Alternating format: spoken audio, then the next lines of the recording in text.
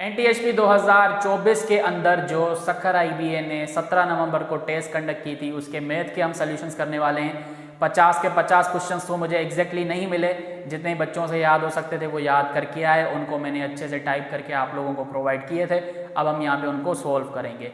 इसका फ़ायदा यही है कि भाई जिन बच्चों को मुश्किल लग रहा था अब उनको आइडिया हो जाएगा कि भाई कितना आसान था अगर आपकी प्रिपरेशन होती। और जो आगे आने वाले बच्चे हैं जब वो IBA सक्खर का कोई भी टेस्ट देंगे तो वो इनसे हेल्प लेके अपनी प्रिपरेशन को कंटिन्यू करेंगे। ठीक है, तो यहाँ पे हम जो है वो कंटिन्यू करते हैं NTHP 2024 जो कि 17 नवंबर को हुआ था उसके जेन्युइन क्वेश्चन से। सबसे पहला क्वेश्चन आपके लिए और मेरे बुकलेट में है 335। अच्छा, यह बुकलेट आपको डिस्क्रिप्शन में मिल जाएगी, वहाँ से डाउनलोड कर लेना। ठीक है, बहुत सारे पास पेपर्स के जो है वो मैंने मिक्स में पहले क्वेश्चंस करवाए हुए हैं, उसके सॉल्यूशंस भी अपलोडेड हैं इसी प्लेलिस्ट में जिस प्लेलिस्ट में आपको ये वीडियो मिल रहा है। और अब हम यहाँ पे NTHP के कर रहे हैं इस वीडियो में। ठीक है, आगे STHP फाउंडेशन होगी तो उनके भी करेंगे अगर क्वेश्चंस मिले। तो क्वेश्चन नंबर 335 NTHP का पहला क्वेश्चन जो कि है a rectangle has a length of x³ minus x plus 2 width of x plus x square, what is the area of the rectangle when x is equal to 2। तो यहाँ पे आपको length given है rectangle की, वो क्या है x³ minus x plus 2। ठीक है, और विड्थ हमारे पास क्या गिवन है x प्लस x स्क्वायर। यहाँ पे आपको x की वैल्यू गिवन है 2, आपसे एरिया पूछा जा रहा है। ठीक, एरिया ऑफ रेक्टेंगल क्या होती है length into width.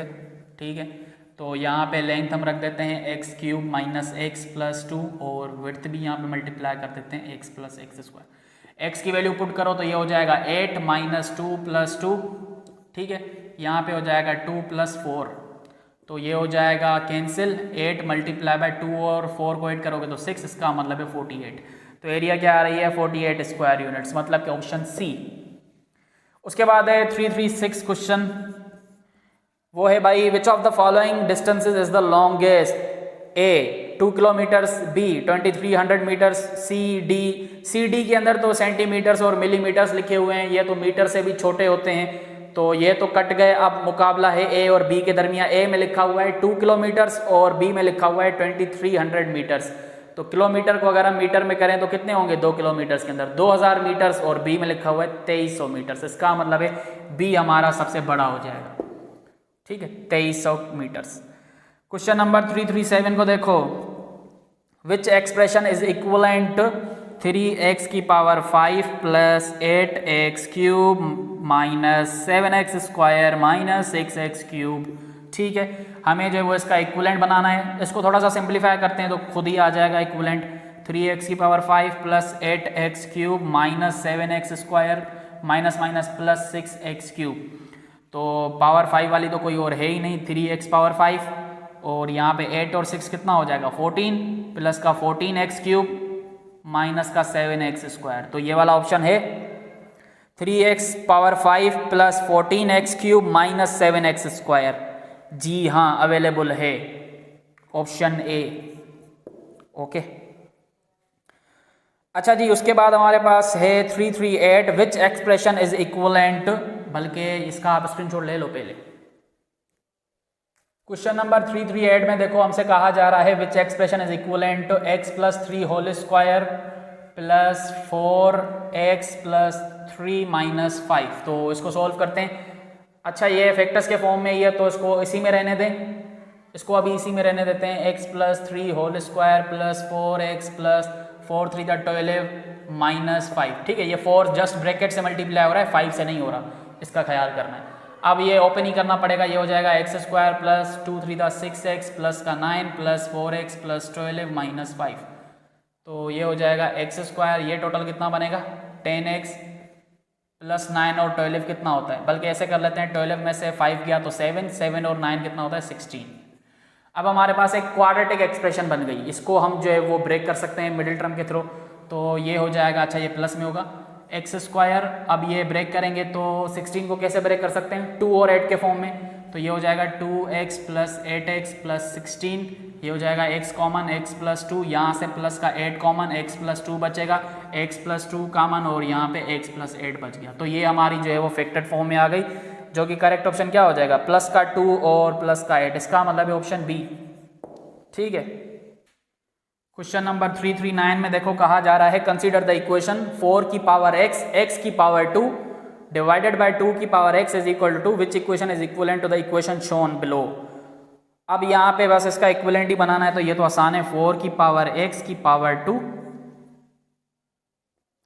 Power x is equal to, ये जो 2 है ना पावर, ये x के ऊपर है, ठीक है। ऐसे ना समझना कि भाई ये भी 4 के ऊपर है, नहीं, 4 के ऊपर पावर x है, फिर x के ऊपर पावर जो है वो 2 है, ठीक है। तो इसको आप x स्क्वायर बोल सकते हो, ठीक है। तो यहाँ पे आप जो है वो 2 को ऐसा लिख सकते हो 2 की पावर 2 और यहाँ पर इसके ऊपर पावर x स्क्वायर लगी हुई है, ठीक है। यहाँ पे divided by 2 power x is equal to 2। तो हमें यहाँ पे क्या करना है 2, अब यहाँ पे हम इसको ऐसे लिख सकते हैं 2x स्क्वायर, पावर पावर के साथ मल्टीप्लाई होता है, divided by 2 power x is equal to 2। जब बेसिस सेम होते हैं डिवीजन में तो पावर्स क्या होते हैं, सब्ट्रैक्ट होते हैं, तो ये हो जाएगा 2 की power 2x square minus x is equal to 2। तो यही है 2 की power x square minus x is equal to 2, सही है। ऑप्शन हमारे पास आ रहा है बी। अच्छा, इसको अगर सॉल्व करने के लिए बोलता तो दोनों बेसिस सेम हो रहे हैं तो इनको कैंसिल आउट करके पावर्स को इक्वेट करवा देते आप। ओके, ये तो आसान था भाई। अच्छा, ये बी नहीं होगा, डी होगा, ठीक है। बी में लिखा हुआ है एक्स स्क्वायर माइनस एक्स, यहाँ पे हमारे पास जो आ रहा है वो आ रहा है 2x स्क्वायर माइनस एक्स, तो ये डी होगा, सॉरी, ठीक है। अब यहाँ पे आ जाते हैं 340 के ऊपर, तो सबसे पहले इसका आप स्क्रीनशॉट ले लो। 340 में देखो कहा जा रहा है इफ के बाद अब लिखना पड़ेगा, ये स्क्वायर रूट है, फिर इसके अंदर एक क्यूब रूट आ रहा है और उसमें जो हमारे पास रेडिकेंड है वो क्या है x प्लस 1 होल पावर 5, ये बराबर है x plus 1 whole power a, और यहाँ पर जो x है वो हमारे पास क्या है greater than or equal to -1 है, ठीक है। और यहाँ पे a जो है वो कोई भी कांस्टेंट है, what is the value of a हमें निकालना है। तो भाई बड़ा ही आसान है, यहाँ पे देखो इसको हम ऐसे लिख सकते हैं x प्लस 1 होल पावर 5, इसके ऊपर एक और पावर है जो कि क्यूब रूट है, इसका मतलब है 1/3, इसके ऊपर एक और पावर है जो कि है स्क्वायर रूट, इसका मतलब है 1/2 is equal to x plus 1 whole power a। तो यहाँ पे पावर पावर के साथ मल्टीप्लाई होता है, x प्लस 1 होल पावर क्या बन जाएगा 5/6 बन जाएगा, ठीक है, is equal to x plus 1 whole power a। Basis same आपस में कैंसिल, a की वैल्यू आ रही है 5/6, तो करेक्ट ऑप्शन क्या हो जाएगा बी। यार अब ये भी कोई क्वेश्चन था। क्वेश्चन नंबर 341 में देखो कहा जा रहा है if f of x is equal to x square plus 2x plus 1 and g of x is equal to 3x plus 5 then what is the value of f of 1 minus g of 3। बड़ा ही simple सा question है भाई, f of x। अच्छा, ये composite function का question नहीं है, ठीक है। काफी बच्चे बोल रहे थे कि भाई कंपोजिट फंक्शन वाले क्वेश्चन आ गए थे, ये कंपोजिट फंक्शन का तो नहीं है। f ऑफ x बराबर है आपके पास x square plus 2x plus 1 और g ऑफ x आपके पास गिवन है 3x प्लस 5। आपसे पूछा जा रहा है कि भाई f of 1 minus g of 3 क्या होगा। अब इसका मतलब क्या है कि भाई जो आपके पास f ऑफ x है वहाँ पे 1 पुट कर दो और g ऑफ x है वहाँ पे 3 पुट कर दो, एंड देन जो भी उनका रिजल्ट है उनको आपस में माइनस करवा दो। तो ये हो जाएगा f ऑफ 1 अगर हम यहाँ पे निकालें तो इसमें पुट करेंगे 1 का स्क्वायर 1 प्लस 2 2 1 2 हो जाएगा प्लस 1 इज इक्वल टू कितना बनेगा 4। इसका मतलब है f ऑफ 1 किसके बराबर है 4 के बराबर है, ठीक है। अच्छा जी, अब आप आ जाओ g ऑफ 3 के ऊपर, इसका मतलब है g वाले फंक्शन में हम 3 पुट कर देंगे x की जगह, तो ये हो जाएगा 3 मल्टीप्लाई बाय 3, इसका मतलब है 9 हो जाएगा, 9 प्लस 5 इसका मतलब है 9 और 5 कितना होता है 14, सही है। तो ये कितना आ गया 14, तो 4 माइनस 14 माइनस का 10, करेक्ट ऑप्शन बी। हमारे जमाने में इतने आसान क्वेश्चंस क्यों नहीं देते थे भाई। क्वेश्चन नंबर 342 में देखो कहा जा रहा है solve for p in terms of x and y where cp minus x is equal to y। cp minus x is equal to y, हमें लिखना है p को in terms of x y and c। तो p को separate करना है तो cp is equal to ये हो जाएगा y प्लस x या x प्लस y बोल सकते हो, y प्लस x, मैंने x को वहां पे शिफ्ट किया है, अब यहाँ पे हमें चाहिए p तो c जो है वो वहां पे डिवाइड हो जाएगा, तो y प्लस x अपान में c। करेक्ट ऑप्शन क्या हो जाएगा ए। वाह भाई। Question number 343, use the number pairs below to answer the question follows. अब यहाँ पे जो है वो कुछ ऑर्डर पेयर्स गिवन है आपके पास 2, 5, 4, 9 और 6, 13। Which of the following describes what to do to the first number in each ordered pair shown above the obtain the corresponding second number। अब यहाँ पे पूछिए रहा है कि भाई हर एक ऑर्डर्ड पेयर में एक तो सेम पैटर्न होगा, ठीक है। हम पहले नंबर के साथ ऐसी कौन सी हरकत करें कि हमारे पास इसके साथ जो दूसरा नंबर है वो वाला बन जाए, और ये हर ऑर्डर्ड पेयर के अंदर जो है वो पैटर्न फॉलो होना चाहिए। ऐसा नहीं कि भाई इसके अंदर कुछ डिफरेंट ही पैटर्न फॉलो हो रहा है, आप जो है वो 2 के साथ पता नहीं क्या कर रहे हो कि आपके पास 5 तो आ रहा है, लेकिन फिर 4 के साथ वही वाली टेक्निक कर रहे हैं तो हमारे पास 9 नहीं आ रहा। इस तरह नहीं होना चाहिए, पैटर्न जो है वो सभी ऑर्डर्ड पेयर्स के लिए फॉलो होना चाहिए, ठीक है। तो यहाँ पर ऑप्शंस गिवन है हमारे पास, ऑप्शंस को देख लेते हैं, फजूल में इतना हम जो है वो दिमाग लड़ाएं। ऐड 3, अगर हम 2 में 3 को ऐड करते हैं तो 5 आ रहा है, बिल्कुल भाई। अगर हम 4 में 3 को ऐड करें तो 9 नहीं आ रहा, इसका मतलब है ये नहीं है वैलिड भाई। उसके बाद है सबट्रैक्ट 3, नहीं भाई 2 से जो वो 3 माइनस करेंगे तो 5 कहाँ से आएगा, तो ये पहले पर ही वैलिड नहीं हो रहा। मल्टीप्लाई बाय 2 एंड सबट्रैक्ट 1, अगर हम इसको जो है वो 2 से मल्टीप्लाई करें तो रिजल्ट आएगा 4, और फिर -1 करें तो भाई 5 कहाँ आ रहा है, इसका मतलब है ये भी वैलिड नहीं है। उसके बाद है मल्टीप्लाई बाय 2 एंड एड 1, मतलब कि पहले नंबर को 2 से मल्टीप्लाई करो, देन जो रिजल्ट है उसमें +1 करो तो आपके पास दूसरा नंबर आ जाएगा इसके पेयर वाला। तो 2 to the 4 + 1 5 बिल्कुल आ रहा है। अगर हम यहाँ पर देखें 4 को 2 से मल्टीप्लाई करो तो आएगा 8 एंड देन हमें 1 ऐड करना है तो 9 आ रहा है, बिल्कुल भाई इसमें भी वैलिड है ये वाला पैटर्न। अच्छा जी, इसमें अगर आप करो तो पहले नंबर से हमें जो है वो 2 को मल्टीप्लाई करना है, 2 6 12, जो रिजल्ट आ रहा है उसमें +1 कर दो 13, भाई बिल्कुल तीनों पे फॉलो हो रहा है। इसका मतलब है डी ऑप्शन करेक्ट हो जाएगा कि भाई आप पहले नंबर के साथ जो है वो 2 को मल्टीप्लाई करो, देन उसमें 1 को ऐड करो तो आपके पास उसका करस्पॉन्डिंग नंबर आ जाएगा, ठीक है। अब यार ये क्या क्वेश्चन है, 344 को देखो भाई, ये तो फ्रैक्शन से रिलेटेड है। The given circle represents the 24 students at central high school and the shaded portion represents the freshman class. What is the total number of students in the freshman class. अब देखूं इसमें कितने parts हैं तो मैं ये बना दूं, 4, 8, 12। इसका मतलब है आपके सामने कुछ इस तरह का सर्किल बना हुआ है। अब ये 12 कैसे बनाऊंगा मैं, ठीक है। यहाँ पे अब हम जो है वो हर एक के अंदर अगर 1, 3 यहाँ पे आ गए, 3 यहाँ पे आ गए, 3 यहाँ पे आ गए, 12 बन गए। 1 2 3 4 5 6 7 8 9 10 11 12, वेरी गुड यार। अब यहाँ पे 4 वाले जो 4 पार्ट्स हैं वो शेडेड हैं, ठीक है, तो इसको शेड कर देते हैं। 1 2 3, वैसे ये इक्वल पार्ट्स होंगे, ठीक है, 4। अब हमारे पास टोटल जो स्टूडेंट्स हैं वो तो 2400 हैं, ये याद रख लें, ठीक है। अब क्वेश्चन को भी देख लेते हैं कि भाई पूछ क्या रहा है। Shaded portion represent the freshman class, okay, मतलब कि ये जो शेडेड वाले हैं ये फ्रेशमैन क्लास को रिप्रेजेंट करेंगे। What is the total number of students in the freshman class. तो अब यहाँ पर देखो कितने हमारे पास पार्ट्स हैं इसके अंदर फ्रेशमैन के लिए, वो हैं 4। डिनोमिनेटर में क्या रखते हो, टोटल हमारे पास 12 थे, ठीक है, तो हमें 4/12 मल्टीप्लाई कर देना है total number of students, simple. तो हमारे पास क्या आ जाएंगे, इन चारों शेडेड पोर्शन के अंदर जितने भी फ्रेशमैन क्लासेस हैं वो हमारे पास आ जाएंगे, ठीक है, उसके अंदर जितने स्टूडेंट्स हैं। तो 12 × 12 2 12 × 24 0 0, 4 को 200 से मल्टीप्लाई करोगे तो 800, ठीक है, सही है ना, सही है।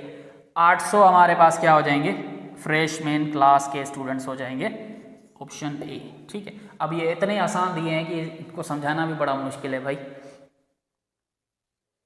क्वेश्चन नंबर 345 को देखो, कहा जा रहा है the price of a car is 20,000, it's price decreases 12% per year, what will be it's price after 3 years. अब ये तो बड़ा आसान है भाई, आपके पास एक कार है, उसकी कीमत क्या है 20,000, ठीक है, हर साल उसकी जो कीमत है वो 12% से डिक्रीज हो रही है। तो हमें बताओ कि भाई 3 साल बाद कितनी जो है वो उसकी कीमत बन जाएगी। अब अगर हम ये देखें कि भाई पहले साल के बाद इसकी कीमत क्या होगी, जबकि आपको ये माइंड में रखना है कि 12% जो है वो हर साल डिक्रीज हो रही है इसकी प्राइस। तो सबसे पहले इसका जो वो पहले साल में जो हम 12% यहाँ पे माइनस कर लेते हैं, तो 12% का मतलब क्या होगा, 12/100 मल्टीप्लाई बाय 20,000। तो ये जीरोस 2 इसके साथ कैंसिल हो गए, कितना बनेगा, 2 को 12 से करोगे तो 2400। तो इसका मतलब है पहले साल में जो उस कार की कीमत होगी वो कितनी होगी, हमने जो है वो 12% इसमें से माइनस करना है, तो कितना बचेगा? 20,000 में से 2400 माइनस करेंगे तो हमारे पास बचेगा 17,600। ठीक है, सही है। तो इसका मतलब है कि भाई 1 साल बाद उस कार की अब कीमत क्या हो जाएगी? 17,600 हो जाएगी। ठीक है, अब हम आ जाते हैं दूसरे साल के ऊपर। अगेन दूसरे साल में भी इसकी 12% कीमत जो है वो डिक्रीज हो रही है। तो अब आप डिक्रीज इस वाले अमाउंट से करोगे, क्योंकि आपके पास 1 साल बाद अब उस कार की प्राइस क्या है? 17,600 है। ठीक है, 20,000 पहले थी, तो यहाँ पे अब आप इसमें से जो है वो 12% माइनस करोगे, तो ये हो जाएगा 12%। अब हमें निकालना है 17,600 का, तो ये जीरोज इसके साथ कैंसिल। अब आप जो है वो 12 की टेबल लगाओ, ये हो जाएगा 6 12 द 72, 7 यहाँ पर, 7 12 द 84, 84 और 7 91, 1 12 द 12, 12 और 9 21। तो इसका मतलब है हमें 2112 इसमें से माइनस करना है। 17,600 में से आपको माइनस करना है 2112। अब ये करे कौन? हम यहाँ पे कर ही लेते हैं भाई। यहाँ पे देखो 2112, तो यहाँ पे माइनस करो तो 10, इसका मतलब 8 बचेगा। 9 में से 1 गया 8 बचेगा, यहाँ पे जस्ट बचेगा 5, 5 में से 1 गया 4, यहाँ पे बचेगा 7, 7 में से 2 गया तो 5, 1 में से 0 गया तो 1। इसका मतलब है 15,488 रुपीज़ जो है वो अब उसकी कीमत हो गई 2 साल बाद। अब हमारे पास जो वो तीसरा साल भी है, तो तीसरे साल में अब क्या होगा? अगेन 12% जो है वो माइनस होगा। किस में से? इसमें से, क्योंकि अब उसकी करंट प्राइस ये है। ठीक है, तो अगेन 12% अब हमें इसका निकालना है। 12/100 मल्टीप्लाई बाय 15,488। भाई अब तो जीरोस भी कैंसिल नहीं कर सकते हम, खैर कर लेते हैं। पहले 12 की टेबल लगा देते हैं, तो क्या हो जाएगा हमारे पास? 8 12 द कितना होता है? 96, 96 का 6, 9 यहाँ पे आ जाएगा। 8 12 द 96, 96 और 9 कितना होता है? 105। इसका मतलब है 5, ओहो 10 यहाँ पे चला जाएगा 4 के ऊपर, तो 12 4 द कितना होता है? 36, 48 सॉरी 48 और 10 कितना होता है? 58। इसका मतलब है 8, 5 यहाँ पे चला जाएगा। तो अब 12 5 द 60, 60 और 5 65, 5 6 यहाँ पे चला जाएगा। 12 1 द 12, 12 और 6 कितना होता है? 18। इसका मतलब है, नहीं भाई ये तो हमने गलत कर लिया। नहीं सही है ना, क्योंकि हमने डिवाइड नहीं किया अभी, डिवाइडेड बाय 100 आ जाएगा। ठीक है, इसका मतलब है भाई 12 को जब हमने मल्टीप्लाई किया 15488 से, तो हमारे पास रिजल्ट क्या आ गया? 185856। अब हमें इसको डिवाइड करना है 100 से, तो हमारे पास 12% आ जाएगा इसका। तो अब इसको 100 से डिवाइड करेंगे तो कितना बनेगा? यहाँ पे कर लेते हैं, बल्कि यहाँ पे तो क्वेश्चन लगा हुआ होगा। 1856, बल्कि भाई 100 से करना है तो हम क्यों इतना खफा कर रहे हैं? तो भाई यहाँ पे आपके पास जो पॉइंट आएगा वो यहाँ पे आएगा, फिर ये 100 खत्म हो जाएगा। ठीक है, डिवाइड करके देख लेना। 1858.56 हो जाएगा। ठीक है, तो ये हमारे पास अब ये माइनस होगा इस वाली प्राइस से 15,488 में से 12% माइनस करना है 1858.56। तो अब कितना बचेगा? अब आप यहाँ पे जो है वो इसको बच्चों वाली मैथ करो। 1858 पॉइंट, बल्कि ये तो इससे लिखेंगे ना, क्या हो गया है भाई? इतनी आसान मैथ दी हुई है कि हम तो भूल ही गए हैं। यहाँ पे भी 0.00 लगा सकते हो। ठीक है, अब यहाँ पे ये बेचारा इसको देगा 1, तो यहाँ पे बचेगा 4। ठीक है, यहाँ पे बचेगा 9, 9 में से 5 गया 4 पॉइंट, यहाँ पे बच रहा होगा 7, फिर ये इसको देगा 17 में से 8 गया तो 9, फिर यहाँ पे बचेगा 7, 7 में से 5 गया तो 2, फिर यहाँ पे ये इसको देगा तो 14 में से 8 गया तो 6, फिर यहाँ पे 4 बचेगा, 4 में से 1 गया तो 3, और ये 1 अपनी जगह पे आ जाएगा। तो हमारे पास रिजल्ट क्या आ रहा है? 13629.44। क्या ये हमारे पास है? हाँ भाई है, शुक्र है। ऑप्शन सी हो जाएगा हमारे पास। ठीक है, काफ़ी बच्चों ने मिस्टेक क्या की होगी कि भाई हर साल वो 12% जो है वो 20,000 में से माइनस कर रहे होंगे, जबकि ऐसा नहीं है। कॉन्सेप्ट को समझो ना भाई। हमारे पास एक कार थी, उसकी कीमत जो है वो 20,000 थी, हर साल उसकी कीमत जो है वो 12% माइनस हो रही है। ठीक है, डिक्रीज हो रही है। तो जब पहले साल में जो है वो हमने देखा कि भाई उसकी 12% जो है वो कीमत जो है वो कम हुई है, तो अब हमारे पास उसका रिजल्ट क्या आ रहा है? 17,600। तो उसके बाद जो अगला साल होगा उसमें भी 12% माइनस इसका होगा ना, जो उसकी करंट प्राइस है। तो इस तरह आप जो वो माइनस करते करते एंड में पहुंचोगे। 3 साल तक पूछ रहा था, तो हमने तीनों साल के लिए जब निकाला तो रिजल्ट हमारे पास आ गया, जो कि करेक्ट ऑप्शन सी था। अब आप इसका स्क्रीनशॉट ले लो। क्वेश्चन नंबर 346 में देखो। अच्छा ये लंबे नहीं है, मैं करवा रहा हूँ तो अगेन आपको थोड़ा सा लंबा लग रहा है। कैलकुलेशन वैसे ज़्यादा ही है इन क्वेश्चंस में, देखा जाए तो काफ़ी बच्चों की शिकायत भी यही थी टेस्ट वाले दिन कि भाई कैलकुलेशन वाले काफ़ी क्वेश्चंस थे बड़े आसान वाले। ठीक, खैर अब जिसको टाइम मैनेजमेंट आती है उसके लिए क्या ही होगा ये। क्वेश्चन नंबर 3, 4, 6 को देखो भाई, Ayesha has twice money as Kamal, if Kamal has x money which expression shows the total amount of money Kamal and Ayesha have. दोबारा पढ़ लेते हैं, Ayesha has twice money as Kamal, इसका मतलब है भाई जितने कमाल के पास होंगे उतने आयशा के पास ट्वाइस होंगे। तो यहाँ पे आगे गिवन है कि भाई कमाल के पास एक्स मनी है, तो कमाल के पास अगर x है और आयशा के पास कमाल के ट्वाइस है तो इसका मतलब है आयशा के लिए क्या हो जाएंगे 2x हो जाएंगे। हमसे पूछा जा रहा है which expression shows the total amount of money Kamal and Ayesha have. Total का मतलब क्या होता है कि भाई सबको आपस में सम करवा दो, तो टोटल हमारे पास इन दोनों के पास कितने हो जाएंगे x प्लस 2x, इसका मतलब है 3x। तो हमारे पास करेक्ट ऑप्शन क्या हो जाएगा, C हो जाएगा। उन्होंने x प्लस 2x तक ही रखा हुआ है। ठीक है, तो करेक्ट ऑप्शन C। इसको फिर आप मिटा दो, ऑप्शंस के हिसाब से हम चलेंगे। उसके बाद है question number 347, the property used in, यहाँ पे आपके सामने जो है वो ऑपरेशन उन्होंने परफॉर्म किया है एज पर प्रॉपर्टी, और आपसे पूछ रहे हैं कि भाई ये कौन सी प्रॉपर्टी है। प्रॉपर्टीज के ऊपर मेरा डिटेल्ड में लेक्चर है, बड़ा ही अच्छे से मैंने वहाँ पे बताया हुआ है, वो देख लिया करें। तो यहाँ पर ये कौन सी प्रॉपर्टी है, डिस्ट्रीब्यूटिव प्रॉपर्टी है ना। ये पहले 20 जो है इसके साथ मल्टीप्लाई हो रहा है, ठीक है, फिर बीच में यहाँ पे जो सिंबल है वो यहाँ पे आ गई 20, फिर जो है वो 7 से मल्टीप्लाई हो रहा है। तो ये कौन सी प्रॉपर्टी होती है, डिस्ट्रीब्यूटिव प्रॉपर्टी होती है। Correct option B. उसके बाद है 348, what is the additive inverse of 3t। भाई माइनस 3t हो जाएगा ना, एडिटिव इनवर्स में क्या करते हो, सिंपली सिंबल चेंज कर देते हो। तो करेक्ट ऑप्शन बी। वाह। क्वेश्चन नंबर 349 को देख लेते हैं। उसमें हमारे पास जो गिवन है वो है, if a number is increase by 50% then how can we get back our number.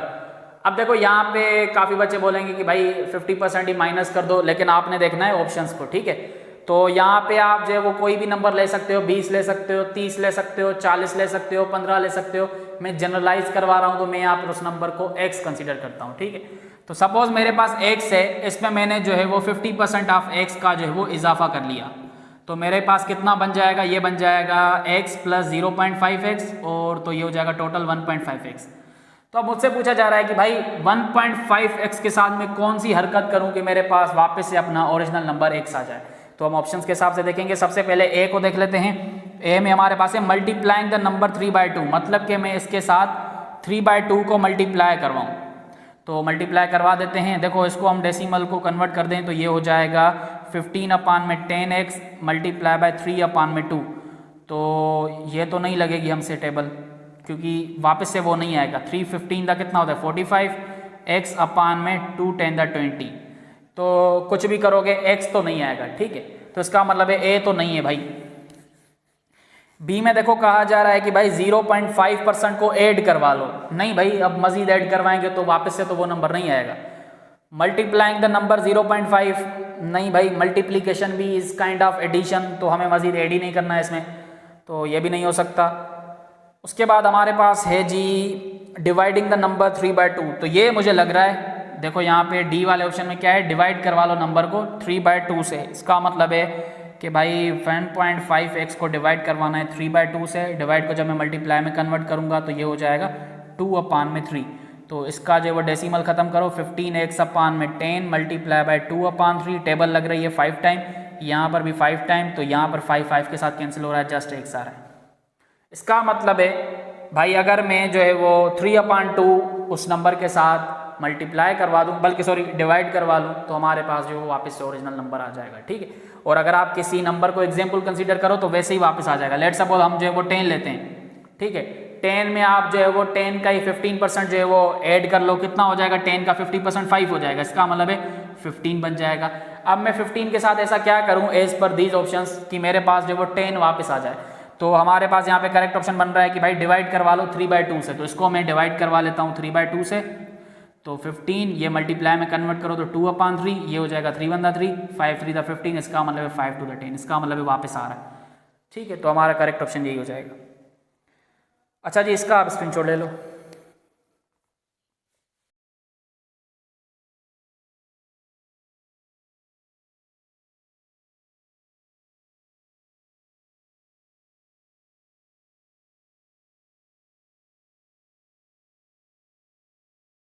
Question number 351 में देखो कहा जा रहा है हमसे if x is an even number then which of the following represents an odd number.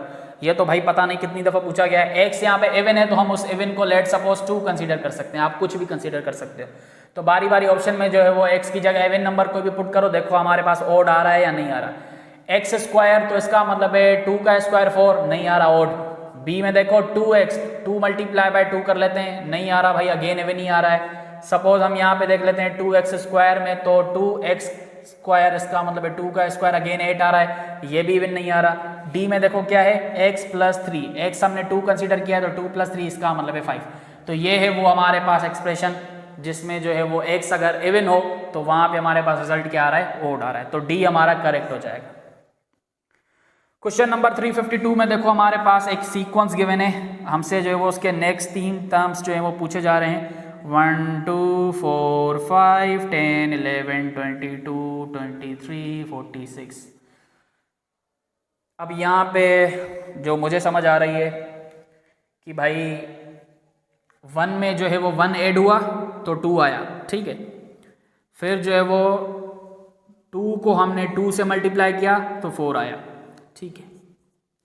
फिर हमने 4 में 1 को ऐड किया तो 5 आया। फिर 5 को 2 से मल्टीप्लाई किया तो 10 आया। फिर 10 में 1 को ऐड किया तो 11 आया।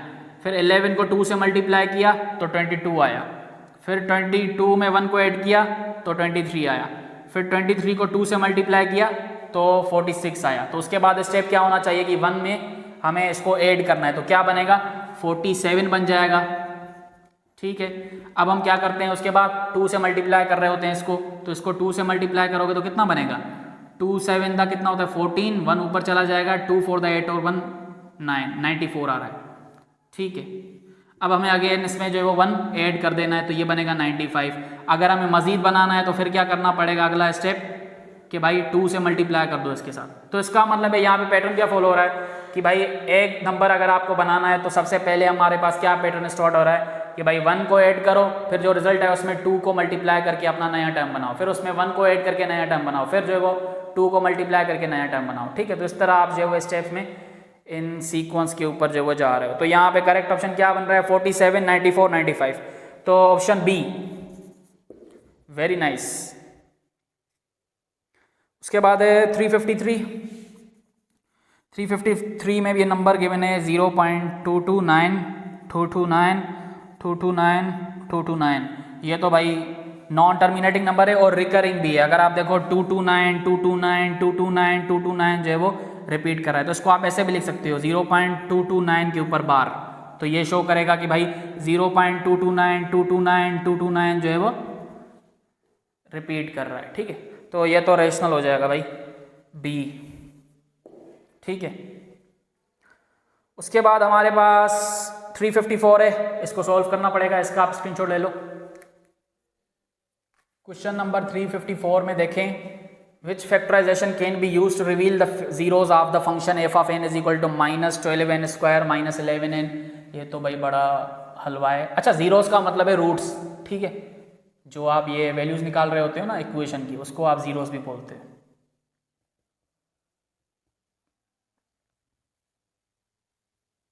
अब इसको कोई मुश्किल ना समझो, वैसे ज़्यादातर आप इसमें जीरो देख रहे होते हो तभी यहाँ पे कंफ्यूज हो रहे होगे, लेकिन इसको आप यहीं पे रहने दो। बल्कि ये क्यों लिखे अभी हम, equal to -12n square -11n + 15।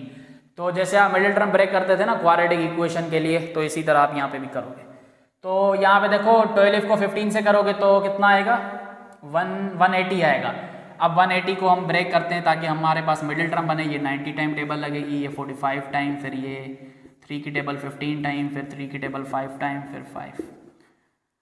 तो 5 3 दा 10, 10 3 दा 30, ऐसे तो नहीं बन रहा।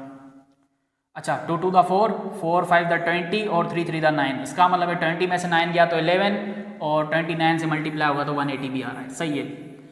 मिडिल टर्म ब्रेक हो रहा है -12n स्क्वायर, यहाँ पे हम रखेंगे प्लस का 9n माइनस का 20n प्लस का 15, ठीक है। मिडिल टर्म हमने सही ब्रेक किया है। अब यहाँ पे हम क्या करते हैं माइनस का 3n कॉमन निकालते हैं, ठीक है। बल्कि मैं थोड़ा सा ऑप्शंस को देखूं तो चलें अभी हम ऐसे करते हैं, माइनस को रहने देते हैं, जस्ट हम जो है वो 3n कॉमन निकालते हैं यहाँ पे। तो हमारे पास यहाँ पे जो बचेगा वो बचेगा माइनस का 4n और यहाँ पे बचेगा प्लस का 3n, सॉरी जस्ट 3 बचेगा, ठीक है। यहाँ पे भी हम जो है वो क्या कॉमन निकालते हैं, प्लस का निकालें या माइनस का निकालें, बल्कि हम जो है वो प्लस का ही निकालेंगे। प्लस का हम 5 कॉमन निकालेंगे, ठीक है। तो यहाँ पे क्या बचेगा माइनस का 4n और यहाँ पे क्या बचेगा प्लस का 3, ओके। अब ये दोनों आपस में जो है वो सेम है तो इनको कॉमन निकाल लिया हमने, माइनस 4n प्लस 3, बाकी क्या बचा 3n प्लस 5, ठीक है। तो अब ये ऑप्शंस में माइनस का 4n प्लस 3, 3n प्लस 5, अच्छा ये ऑप्शन सी में है, सी में है भाई, सही है, ठीक है। बाकी तो डिफरेंट ही आ रहे हैं। उसके बाद हमारे पास है क्वेश्चन नंबर 365। 365 में कह रहा है भाई look at the pattern below and find out. अच्छा ये जो क्वेश्चन नंबर 354 है ना, उसमें आपके पास ये जो ऑप्शन हमारे पास बी गिवन है, ये हमारे पास फैक्टराइजेशन फॉर्म जो है वो नहीं है, ठीक है। क्योंकि आपने देखा होगा कि भाई अगर हम क्वाड्रेटिक इक्वेशन सॉल्व कर रहे होते हैं तो उसको पहले जो है वो मिडिल टर्म ब्रेक करके ज़्यादातर इस फॉर्म में लेके आते हैं, फिर इक्वल टू 0 होता है, फिर आप इसको जो है इसके इक्वेट करवा रहे होते हो, इसको इसके साथ इक्वेट करवा रहे होते हो, ठीक है। तो ये जो बी में लिखा हुआ है ना कि -n 12n प्लस 11 प्लस 15, तो ये आप डायरेक्टली फिर इक्वेट नहीं करवा सकते थे, ठीक है। बाकियों में जो है वो मिडिल टर्म ही सही से ब्रेक नहीं हुआ होगा या सिंबल्स जो है वो चेंज कर दिए उन्होंने आपको कंफ्यूज करने के लिए, तो इसलिए मैंने शुरू से ही थोड़ा सा ऑप्शंस को देख लिया, ठीक है। अब यहाँ पे आ जाते हैं 355 में कहा जा रहा है look at the pattern below and found out the number that will occur in the 10th row as per given pattern. तो पैटर्न गिवन है 1 1 3 1 1 3 5 3 1 1 3 5 7 5 3 1 1 3 5 7 9 7 5 3 1।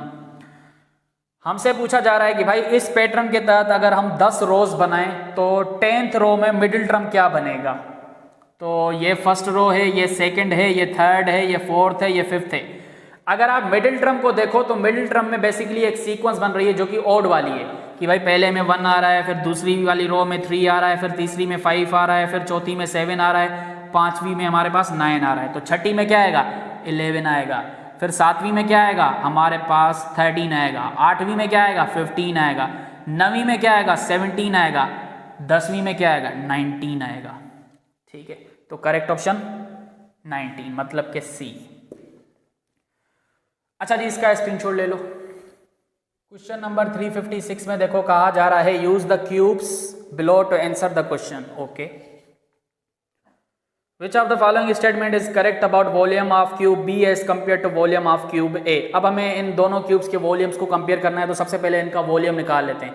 तो क्यूब A का वॉल्यूम क्या हो जाएगा, क्यूब A का वॉल्यूम हो जाएगा 8 क्यूब, और 8 क्यूब बराबर होता है 8 8 64, और 64 को जब आप 8 से करोगे तो 8 टू द 16 और 5 to 11 बनेगा, ठीक है, सही है, ठीक है। क्यूब B को भी निकाल लेते हैं यहाँ पे। तो वॉल्यूम ऑफ क्यूब B हमारे पास अगर इसकी साइड जो है वो 16 है तो 16 का अब क्या क्यूब बनेगा भाई, 16 का क्यूब बनेगा, 16 को 16 से मल्टीप्लाई करेंगे तो 256, और 256 का क्यूब कितना बनेगा, नहीं क्यूब तो हमें 16 का सॉल्व करना है ना, तो 16 को मल्टीप्लाई करेंगे 16 से तो 256, और 256 को अब 16 से करेंगे तो 2 पावर 4 और 4096, ठीक है, हाँ सही है। तो हमारे पास वॉल्यूम जो है वो क्यूब A का कितना है 512, और क्यूब B का कितना है 4096, ठीक है। हमसे पूछा जा रहा है कि भाई कौन सी स्टेटमेंट सही है, तो ऑप्शन ए में है the volume of cube B is 2 times the volume of cube A। भाई अगर हम जो है वो क्यूब A को ट्वाइस करें तो हमारे पास क्यूब B बनेगा, नहीं। अगर हम 4 टाइम्स करें तो नहीं बनेगा, क्योंकि 4 टाइम्स में बनेगा 2048। तो यहाँ पे हमारे पास जो करेक्ट ऑप्शन होगा वो होगा सी, कि भाई जब आप क्यूब A के वॉल्यूम को 8 टाइम्स करोगे तो आपके पास क्यूब B का वॉल्यूम बनेगा, ठीक है। तो यहाँ पे ये जो स्टेटमेंट लिखी हुई है ना, the volume of cube B is 8 times the volume of cube A, कि भाई ये जो आपके पास क्यूब बी का वॉल्यूम आया है वो बेसिकली 8 टाइम्स ऑफ क्यूब ए है, मतलब कि क्यूब ए के वॉल्यूम को जब आप 8 से मल्टीप्लाई करोगे तब जाके आपके पास जो ये वाला वॉल्यूम आएगा। तो यहाँ पे करेक्ट ऑप्शन सी। आसान था। 257 बल्कि 357। In an examination 12 questions were correctly solved which was basically 80% of the total questions, find the total number of questions. भाई अगर 80% ऑफ टोटल जो है वो 12 है तो हमें बताओ टोटल कितना होगा। तो सिंपली टोटल के लिए सॉल्व करो तो 80/100 multiply by total is equal to 12। तो यहाँ पे देखो 80 टोटल इज इक्वल टू 1200 हो जाएगा, ये 0 इसके साथ कैंसिल। फिर यहाँ पे जो है वो आप 8 की टेबल लगाओ, 8 1 दा 8, यहाँ पे 8 1 दा 8, 4 बचेगा, 5 8 दा 40। तो इसका मतलब है टोटल हमारे पास उसमें 15 क्वेश्चंस थे, ठीक है। तो करेक्ट ऑप्शन सी। उसके बाद है rectangle with 600 perimeter, length is 10 metre greater than width, find the dimensions, मतलब कि लेंथ और विड्थ हमें फाइंड करनी है। तो यहाँ पे देखो 358 को भी कर ही लेते हैं। यहाँ पे आपके पास पेरीमीटर गिवन है 600 और यहाँ पे कहा जा रहा है जो लेंथ है वो आपकी विड्थ से 10 मीटर ज़्यादा है, ठीक है। तो यहाँ पे आपको पता है पेरीमीटर ऑफ रेक्टेंगल क्या होता है, L + W। तो यहाँ पे 2 और L की वैल्यू अब आपके पास गिवन है, विड्थ +10, यहाँ पे भी प्लस विड्थ। ये इस तरह का करवाया हुआ है पार्ट ए में शायद। तो ये तो इसके साथ कैंसिल, जस्ट 300 बचेगा, यहाँ पे बचेगा 2W इज इक्वल टू 10 को वहाँ पे शिफ्ट करो तो 290, ये इसके साथ अब कैंसिल, 145। इसका मतलब है विड्थ क्या आ रही है 145, तो लेंथ क्या आ जाएगी 145 + 10, इसका मतलब है लेंथ आ जाएगी 155। अब इन्होंने बेसिकली डायमेंशंस को जो है ना वो एरिया के फॉर्म में लिखा हुआ है। आपको पता है एरिया ऑफ रेक्टेंगल क्या होती है, लेंथ इंटू विड्थ। तो इन्होंने लेंथ और विड्थ को जो है वो मल्टीप्लाई करके बेसिकली लिखा हुआ है। तो यहाँ पे करेक्ट ऑप्शन क्या हो जाएगा, 155 मल्टीप्लाई बाय 145 या 145 मल्टीप्लाई बाय 155 लिखो, जो मर्जी है आपकी। Correct option A. ओके, इसका आप स्क्रीनशॉट ले लो। क्वेश्चन नंबर 359 में देखो फिगर जो है वो थोड़ी सी चेंज थी, मैंने उससे रिलेटेड ये लगा दी है। क्वेश्चन नंबर 59 में कहा जा रहा है Chaman balances a scale by placing 2 glasses of 500 gram each weight on one side of the scale, on the other side the glass weight is 100 gram.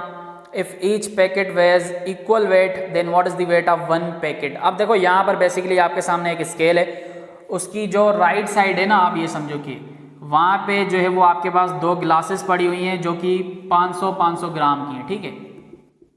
तो टोटल यहाँ पे कितना बेसिकली जो है वो वेट है 1000 ग्राम है, सही है। और यहाँ पे अब क्या है, आपके पास एक ग्लास पड़ा हुआ है जिसका वेट जो है वो 100 ग्राम है और 3 जो है वो आपके पास पैकेट्स पड़े हुए हैं जिनका जो वेट है वो बराबर है तीनों का, ठीक है। लेट सपोज उसको हम ऐसे बना लेते हैं। वहाँ पे आपको क्वेश्चन पेपर में क्या दिया गया था, एप्पल्स गिवन थे, ठीक है। तो यहाँ पे हिंट ये है कि भाई आपके पास ये जो तीनों पैकेट्स हैं वो तीनों का जो वेट है वो इक्वल है और हमें ये देखना है कि भाई एक पैकेट की जो है वो वेट कितना है, जबकि आपको फिर ये जो स्केल है वो बराबर रखना पड़ेगा, बैलेंस करना पड़ेगा, ठीक है। मतलब कि जितना वेट यहाँ पे है उतना ही वेट यहाँ पे होना चाहिए। तो भाई अगर इस साइड हमारे पास वेट कितना है 1000 है तो यहाँ पे भी 1000 ही होगा, ठीक है। 1000 में से हमारे पास 100 ग्राम का जो है वो एक गिलास ऑलरेडी वहाँ पे है, तो इसका मतलब है यहाँ पे 100 का तो ऑलरेडी है, बाकी है 900। इसका मतलब है इन तीनों का वेट क्या होगा 900 होगा। कहा जा रहा है कि ये तीनों का जो वेट है वो इक्वल है, तो इसका मतलब है हम यहाँ पे 900 को इक्वली डिस्ट्रीब्यूट करेंगे तो वो क्या बन रहा है 300 आ जाएगा। इसका मतलब है एक पैकेट का जो वेट है वो अब यहाँ पे कितना है 300 ग्राम। तो करेक्ट ऑप्शन बी। वहाँ पे पिक्चर चेंज थी, अब वो पिक्चर तो हमें नहीं मिल सकती इतनी आसानी से इंटरनेट से, तो इसलिए मैंने ये वाली लगा दी। क्वेश्चन इसी तरह का था, कोई इसमें मुश्किल नहीं है भाई। क्वेश्चन नंबर 360 में हमारे पास फिगर गिवन थी जो कि मैंने यहाँ पर बना दी है। अब इसको पढ़ लेते हैं। Naeem wishes to carpet the rectangular room to the nearest square yard. What is the number of square yards of carpet are needed to carpet the floor of the room if the closet floor is not carpeted। हमें जो है वो इस room की area चाहिए, लेकिन हमें जो है वो सिर्फ इस वाले रीजन की चाहिए, हमें इसकी नहीं चाहिए, ठीक है। और यहाँ पर जो काफ़ी बच्चों ने पिक नहीं किया कि भाई हमें जो एरिया का रिजल्ट आएगा वो अगर आप इस फॉर्म में निकालोगे तो वो आपके पास स्क्वायर फीट में आएगा, जबकि हमसे पूछा जा रहा है यार्ड्स के अंदर, ठीक है। तो आप या तो ऐसे करो कि भाई पहले एरिया निकालो, उसको जो है वो फिर यार्ड्स में कन्वर्ट करो, स्क्वायर यार्ड्स में आप कर लोगे, या तो डायरेक्टली पहले लेंथ जो है वो फीट वाली को यार्ड्स में कन्वर्ट करो, देन जो भी एरिया आएगी वही आपका फाइनल रिजल्ट होगा। ठीक है, तो ये काफ़ी कम बच्चों ने पिक किया है।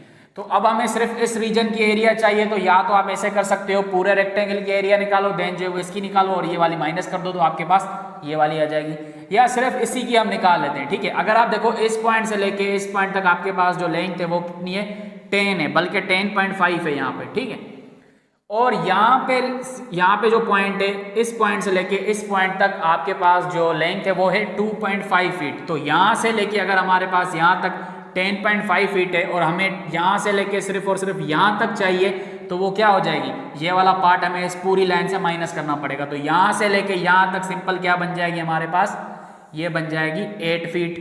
ठीक है, 10.5 फीट में से मैंने 2.5 फीट वाला पार्ट जो वो माइनस कर दिया। अब हमारे पास यहाँ से लेके यहाँ तक तो ऑलरेडी गिवन है 8.5 फीट। हम इसको पहले यार्ड्स में कन्वर्ट करेंगे। तो आपको पता होना चाहिए कि भाई एक यार्ड के अंदर हमारे पास 3 फीट होते हैं। ठीक है, तो यहाँ पे आप देख सकते हो कि भाई यार्ड जो है वो बड़ा है फीट से, और हमें जो है वो फीट को कन्वर्ट करना है यार्ड में, मतलब कि छोटे वाले यूनिट को बड़े यूनिट में करना है। तो आप सिंपली क्या करते हो, डिवाइड करते हो। तो सबसे पहले अगर मैं इसको जो है वो यार्ड्स में कन्वर्ट करूं तो 8 फीट के अंदर हमारे पास कितने यार्ड्स बनेंगे, 8/3। तो सिंपली आप जो है वो 8 को डिवाइड करो 3 से तो कितना बनेगा, 2 पॉइंट आपके पास आ जाएगा 6। ठीक है, 2.6 समथिंग बनेगा यार्ड्स। ठीक है, तो इसको अगर हम यार्ड्स में लिखेंगे तो वो क्या होगा, 2.6 यार्ड्स। अब इस वाली को भी यार्ड्स में कन्वर्ट करो, तो अगर हमारे पास 8.5 फीट हो, उसको हमें यार्ड्स में कन्वर्ट करना है, तो अगेन 8.5 को डिवाइड कर देंगे 3 से, तो हमारे पास रिजल्ट क्या आएगा, हम यहीं पे कर लेते हैं, कोई मसला नहीं है। ये हो जाएगा कुछ इस तरह। ठीक है, 85 30। अब आप यहाँ पे जो है वो डिवाइड करोगे, तो 85 को 30 से डिवाइड करो, 230 × 60, यहाँ पे बचेगा हमारे पास 25 पॉइंट, और यहाँ पे हमारे पास कितना बचेगा, अब हमारे पास 0 आ जाएगा। तो कितना हो जाएगा, 30 को करोगे 6 7 8 टाइम्स लगेगी 240, तो यहाँ पे बचेगा जस्ट 10, फिर यहाँ पे 0 लगाओ तो 3 टाइम्स, तो 2.83 समथिंग आ रहा है। ठीक है, 2.8 हम मान लेते हैं यार्ड्स। ठीक है, अब हमें क्या चाहिए, एरिया चाहिए। एरिया क्या करते हैं, लेंथ इंटू विड्थ कर लेते हैं, लेंथ इंटू विड्थ करेंगे। अब हमें यार्ड्स में चाहिए तो हम यार्ड्स वाली लेंथ को ही आपस में करेंगे, तो ये हो जाएगा 2.6 मल्टीप्लाई बाय 2.8 यार्ड्स, तो बन क्या जाएगा, स्क्वायर यार्ड्स। ठीक है, ये बस मैं नहीं लिखता, आप समझ जाना। तो 2.6 को 2.8 से करेंगे तो कितना आएगा, यहाँ पे कर ही लेते हैं चलो, तो ये हो जाएगा 6 8 × 48, यहाँ पे 4 चला जाएगा, 6 2 × 12 और 4 16, फिर यहाँ पे 2 8 × 16, फिर ये 2 2 × 4 और 5, तो 8 12, इसका मतलब है 7 पॉइंट आपके पास जो वो 28 आ रहा है। ठीक है, तो 7.28 हमारे पास ऑप्शन में है, ऑप्शन में 8 है जो कि इसके करीब तरीन है, तो हमारे पास यही होगा। तो हमारे पास इस रीजन की जो एरिया होगी वो क्या होगी, 8 होगी। ठीक है, अच्छा जी, उसके बाद हमारे पास क्या है 361, जिसमें हमें जो है वो इक्वेशन के मैंने अभी पहले आप इसका स्क्रीनशॉट ले लो। क्वेश्चन नंबर 361 में देखो हमारे पास इक्वेशन गिवन है वॉल्यूम की πr² h/3। हमसे कहा जा रहा है कि भाई इसको h के फॉर्म में लिखो, मतलब कि h को आप एक साइड कर लो, तो ये यहाँ पे लेके जाओ तो 3v = πr² h, πr² यहाँ पे डिवाइड हो जाएगा, तो h = ओके, करेक्ट ऑप्शन सी।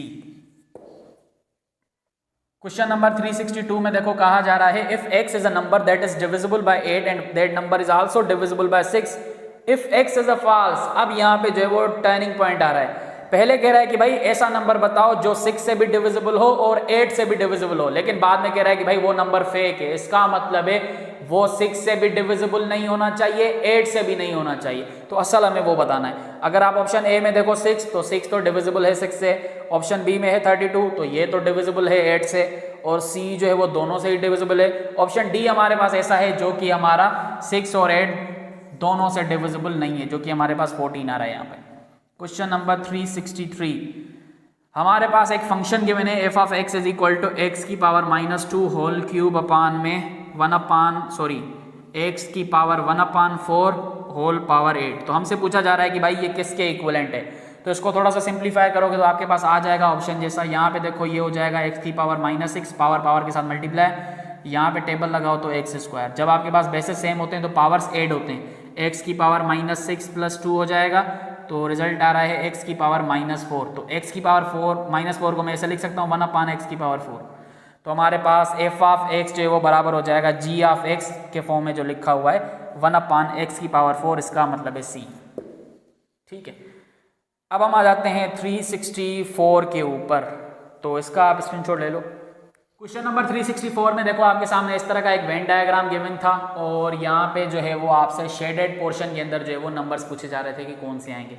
अब ये आपने सेट्स के अंदर टॉपिक पढ़ा होगा, तो आपको पता है सेट्स के अंदर जो हम वेन डायग्राम बनाते हैं वहाँ पे हम सेट्स को जो है वो सर्कल से रिप्रेजेंट कर रहे होते हैं। तो इसको आप सेट ए मान लो, इसको सेट बी मान लो और इसको आप सेट सी मान लो। ठीक है, अब यहाँ पे अगर आप इनको अलग अलग पहले देखना चाहो तो देख सकते हो। सेट ए को अगर हम देखें तो सेट ए के अंदर हमारे पास कौन से एलिमेंट्स आते हैं, इवन नंबर्स। अब यहाँ पर ज़्यादातर 10 तक की बात हो रही है तो हम 10 तक रखते हैं, 2, 4, 6, 8 और 10। ठीक है, अब यहीं पे मैं सेट बी भी बना लेता हूँ अलग से। अगर आप देखो उसके अंदर कौन से जो वो नंबर्स आ रहे हैं, इवन नंबर्स ग्रेटर देन 4, इसका मतलब है 6, 8 और 10। ठीक है, अब मैं यहीं पे जो है वो सी को भी अलग से बना लेता हूँ पहले। तो सी के अंदर कौन से आएंगे, इवन नंबर्स लेस देन 10, इसका मतलब है कि भाई आपके पास 2 आएगा, 4 आएगा, 6 आएगा, 8 आएगा। ठीक है, अब आप इनको अगर आपस में कंबाइन करो, ओवरलैप करो, तो वह क्या बनेगा, आपके सामने कुछ इस तरह बनेगा।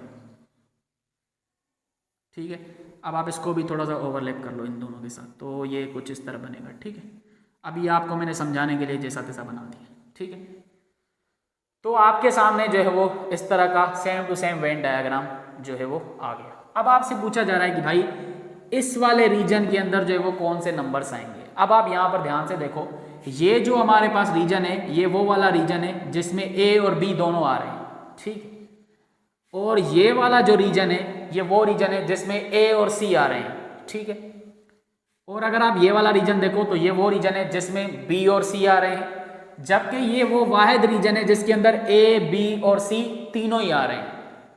तो हमसे पूछा जा रहा है कि भाई इस वाले रीजन के अंदर कौन से जो है वो हमारे पास एलिमेंट्स आएंगे। और ये रीजन अगर आप जो है वो ग्राफिकली देखो तो वो रीजन है जिसमें हमारे पास तीनों सेट्स आ रहे हैं। ठीक है, मतलब कि तीनों सर्किल्स आ रहे हैं। तो इसको अगर आप नंबर के फॉर्म में देखो तो क्या मतलब बनेगा कि भाई ऐसे नंबर्स बचाओ नहीं जो तीनों सेट्स में आ रहे हैं। तो हमारे पास कौन से ऐसे नंबर्स हैं जो तीनों में आ रहे हैं। अगर आप देखो यहाँ पे 2 है लेकिन यहाँ पे नहीं है, इसी तरह यहाँ पे 4 है लेकिन यहाँ पे 4 अगेन नहीं है, यहाँ पे 6 है, यहाँ पे 6 है, यहाँ पे भी 6 है। इसका मतलब है एक 6 हमारे पास है ऐसा जो कि तीनों में आ रहा है। इसी तरह यहाँ पे 8 है, यहाँ पे भी 8 है, यहाँ पे भी 8 है, तो 8 भी हमारे पास एक और आ गया। अगर आप यहाँ पे देखो यहाँ पे 10 है, यहाँ पे 10 है, यहाँ पे 10 नहीं है, तो हमारे पास 6 और 8 दो ऐसे नंबर्स हैं जो कि सेट ए में भी आ रहे हैं, सेट बी में भी आ रहे हैं, सेट सी में भी आ रहे हैं। सिंपल, तो यही हमारा आंसर हो जाता कि भाई इस रीजन के अंदर 6 और 8 वाले नंबर्स पड़े थे। ठीक है, अब अगर आप इसकी प्रॉपर बनाओगे ना इसमें, तो यहाँ पे ये कुछ इस तरह बनेगा। वेन डायग्राम बड़ा मजे का टॉपिक होता है। ठीक है, तो ये वो रीजन है जिसमें तीनों सेट्स आ रहे हैं, तो यहाँ पे है 6 और 8। ठीक है, और अगर आप यहाँ पे ये देखो ना 10 इसमें भी है, इसमें भी है, तो सिंपली हमें एक ऐसे रीजन में 10 रखना है जिसमें ए और बी आ रहे हैं। तो ये वो रीजन है जिसमें ए और बी आ रहे हैं, तो 10 बेसिकली यहाँ पे पड़ा हुआ है। ठीक है, इसी तरह अगर आप यहाँ पर देखो 4 यहाँ पे है, यहाँ पे भी है, तो इसका मतलब है हमें एक ऐसा रीजन देखना है, 4 वहाँ पे रखना है जहाँ पे ए और सी आ रहा हो सिर्फ, तो यहाँ पे ये वाला है वो। ठीक है, इसी तरह अगर आप यहाँ पे देखो 2 भी हो गया हमारा, 2 नहीं हुआ, 2 यहाँ पे भी है, यहाँ पे भी है, तो अगेन यहाँ पे हमारे पास जो 2 है वो उस रीजन में आएगा जिसमें ए और सी आ रहा, तो वो यही है। ठीक है, उसके बाद हमारे पास कोई एलिमेंट बचता ही नहीं है। तो अब आप नोटिस करो ये जो हमारे पास सर्किल है जो कि सेट ए को रिप्रेजेंट कर रहा है, क्या इसके अंदर वो सारे एलिमेंट्स नहीं आ रहे हैं जो कि यहाँ पे आ रहे हैं, इवन नंबर्स, मतलब कि 2 आ रहा है, 4 आ रहा है, 6, 8, 10, ये हमारे पास सेट ए के अंदर आ रहे हैं। अगर आप बी के अंदर देखो कौन से थे, even numbers that are greater than हमारे पास 4, तो यहाँ पे देखो 6, 8, 10 था, तो क्या आया, सेट बी के अंदर 6, 8, 10 सिर्फ नहीं आ रहे हैं। अगर आप देखो सिर्फ और सिर्फ सर्किल को देखो ये बी वाले को, तो यहाँ पे आपके पास 6, 8, 10 आ रहा है। ठीक है, सी वाले में क्या थे, 2, 4, 6, 8। अगर आप सिर्फ सी वाले को देखो, ये वाले को, तो यहाँ पे आप देख सकते हो कि भाई आपके पास 2, 4, 6, 8 आ रहा है। ये वो रीजन है जो कि तीनों में कॉमन है, तो वहीं पे हमारे पास ये वाले एलिमेंट्स आ रहे हैं, तो आप यही आंसर कंसीडर करोगे। ठीक है, तो करेक्ट ऑप्शन क्या हो जाएगा अभी? आई होप अब आपको समझ आया हो भाई, क्योंकि बिना वेन डायग्राम पढ़ाए, बिना वेन डायग्राम को समझे क्वेश्चन को सॉल्व करना मुश्किल है। क्वेश्चन नंबर लास्ट है, अब हम वो कर लेते हैं जल्दी से। ठीक है, तो वो हमारे पास अब पता नहीं क्या है, हाँ वो यही है, यहाँ पे मैं लगा दूंगा। ठीक है, आप देख लेना। The length, breadth and height of a room are 8 metre, 6 metre and 4 metre respectively. Determine the longest step which can measure the 3 dimensions of the room exactly. ये सेम टेक्निक वाला मैंने पार्ट ए या part B में बताया हुआ है। Simply यहाँ पे क्या करना है, 8, 6 और 4 की HCF निकालनी, तो 365 हो जाएगा। 8, 4 और 6, तो यहाँ पे 2 की टेबल लगाओ, 4 टाइम, 2 टाइम, 3 टाइम। अब उसके बाद ऐसी कोई टेबल है नहीं जो तीनों पे लगे, तो इसका मतलब इसका आंसर क्या हो जाता, 2 मीटर्स हो जाता। ठीक है, तो ऑप्शन यहाँ पे क्या है, ए। तो भाई ये हो गया हमारा जो है वो NTHP जो 17 नवंबर 2024 को कंडक्ट किया था सखर IBA ने, उसके कुछ मैथ के क्वेश्चंस के सॉल्यूशंस। ठीक है, आई होप आप लोगों को पसंद आए होंगे। अल्लाह हाफिज़।